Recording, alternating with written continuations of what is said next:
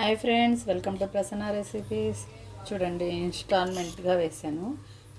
గోధుమ పిండిను రాగి పిండి కలిపేసాను. ఇలా దోశ ప్రిపేర్ చేశాను ఫ్రెండ్స్. చూడండి, ఇలా దోశ ప్రిపేర్ చేశాను. ఇది వీడియో. ఇలా ఇన్స్టాల్మెంట్గా అంటే అప్పటికప్పుడు ఇంకా టిఫిన్లకి ఏమి వెళ్తాము ఎట్లా అని అనుకునే వాళ్ళకి ఈ వీడియో బాగానే వచ్చింది.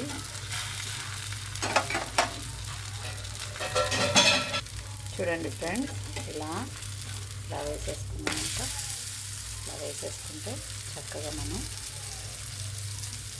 చాలా బాగుంటుంది ఫ్రెండ్స్. అంత టేస్టీగా, చాలా హెల్తీగా. పొద్దున్నే ఇంకా బయటికి వెళ్ళి టిఫిన్ అయినా అంతే అవుతుంది ఫ్రెండ్స్. అట్లా కన్నా ఆ ఫుడ్ తిని మనం హెల్త్ విషయం కొంచెం ఫేస్ చేసే కన్నా ఇలా అయితే సూపర్గా ఉంటుంది. దీనిపైన ఎగ్ వేసేస్తున్నాను.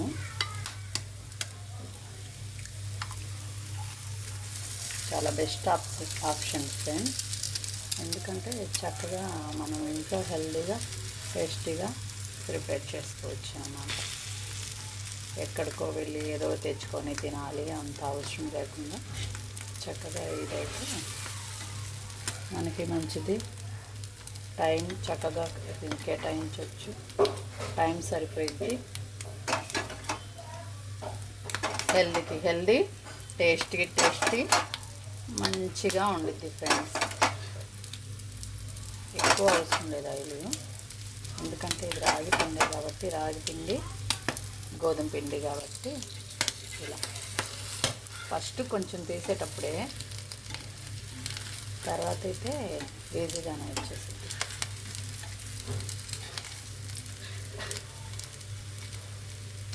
ఇలా ఫ్రెండ్స్ చూడండి, ఇలా ఆన్ చేస్తే ఇలా చపాతీలాగా వచ్చింది బాగా. నేనేమో తీసేటప్పుడు వేస్తాను కారం. ఇలా వేసేసి మళ్ళీ ప్యాన్ కట్టుకొని అది మాడి అలా లేకుండా చక్కగా నేను తీసేసేటప్పుడు వేస్తే సరిపోయింది. ఎందుకంటే ఆల్రెడీ దీనికి కారం ఫుల్గా ఉండిద్ది కాబట్టి. ఇలా ఫ్రెండ్స్, ఇది వీడియో ఉండండి చూపిస్తాను. చూడండి ఫ్రెండ్స్, ఇది కారం ఇలా దించేటప్పుడు వేసేస్తాను. ఇంకా మళ్ళీ టర్న్ చేయను నేను. ఇంతే తీసేస్తాను. ఇట్లా చూడండి ఎంత బాగా వచ్చిందో. చాలా టేస్టీ, చాలా హెల్తీ. మీరు ఇలా ట్రై చేసి ఉంటే నాకు కామెంట్ చేయండి ఫ్రెండ్స్. లేదా కొత్తగా ట్రై చేసేదైతే ఇలా ట్రై చేయండి.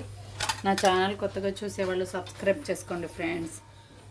మళ్ళీ నెక్స్ట్ వీడియోలో కలుద్దాం. బాయ్.